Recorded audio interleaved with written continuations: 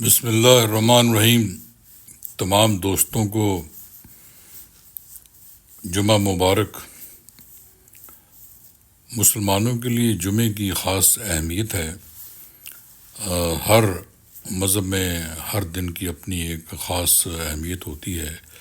جس طرح کہ یہودیوں کے لیے ہفتہ متبرک ہے، عیسائیوں کے لیے اتوار، اسی طرح مسلمانوں کے لیے جمعے کا اہتمام بھی کرنا چاہیے، نماز بھی پڑھنی چاہیے اور سورہ کاف کی تلاوت بھی کرنا چاہیے۔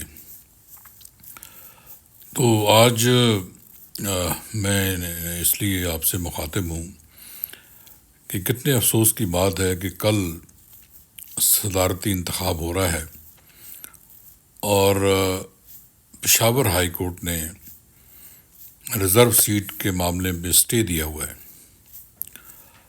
پی ٹی آئی کو اسٹے دیا ہوا ہے، جس کا نام کوئی نیا ہے، پتہ نہیں کیا نام ہے، سنی تحریک ہے کیا ہے، بہرحال پی ٹی آئی ہے وہ۔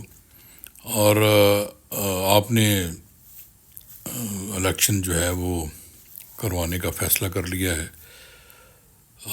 اگر ایوان مکمل ہو جاتا اور وہ سیٹیں بھی اگر پی ٹی آئی کو مل جاتی تو پھر بھی صدر زرداری صاحب نے صدر بن جانا تھا، مگر پتہ نہیں کس بات کی جلدی ہے اور وہ ہر انتخاب کو متنازع بنانا چاہ رہے ہیں۔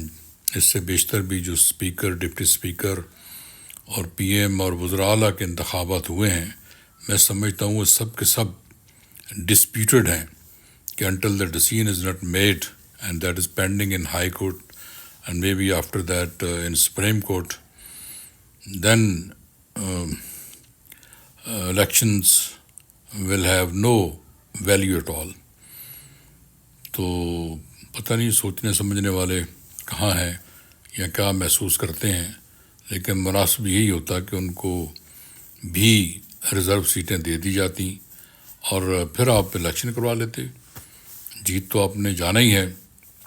پہلے بھی آپ فارم 45 اور 47 کے چکر میں لوگوں نے آپ نے ڈالا ہوا ہے، اور وہ جو اپلوڈ کیے ہیں وہ پتہ نہیں ہٹا دیے ہیں الیکشن کمیشن نے، ان کا اپلوڈ کرنا اور اس کے بعد ہٹانا ہی جرم ثابت کرتا ہے۔ بھی اگر آپ نے اپلوڈ کیے تو ہٹانے کی کیا ضرورت ہے، کیونکہ اس میں اتنی فاش غلطیاں ہیں اور پتہ لگتا ہے کہ دھاندلی نہیں بلکہ دھاندلا ہوا ہے۔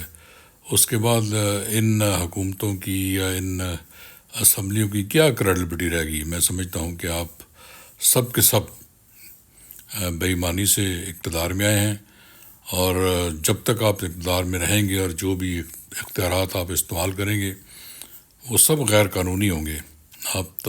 آپ کے اوپر آرٹیکل 6 لگ سکتا ہے، لیکن کاش کوئی لگانے والا چیف جسٹس ہو اور اس ملک کو کم از کم انصاف دے دے۔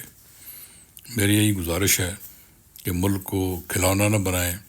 لوگ دیکھ رہے ہیں، اب وہ دور نہیں رہا کہ جب آپ انڈر دا کارپٹ سب کچھ کر کے پھینک دیتے تھے اور کوئی پوچھنے والا نہیں ہوتا تھا۔ ان چیزوں کا رد عمل بھی ہوتا ہے اور یہ چیزیں بڑے عرصے تک لوگوں کے اذہان میں رہتی ہیں، اور اس کا جو بھی رد عمل ہوگا وہ مناسب نہیں ہوگا۔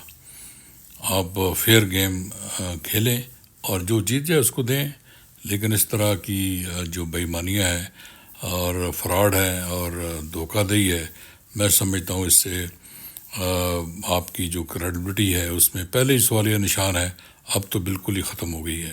وما علینا الا البلاغ۔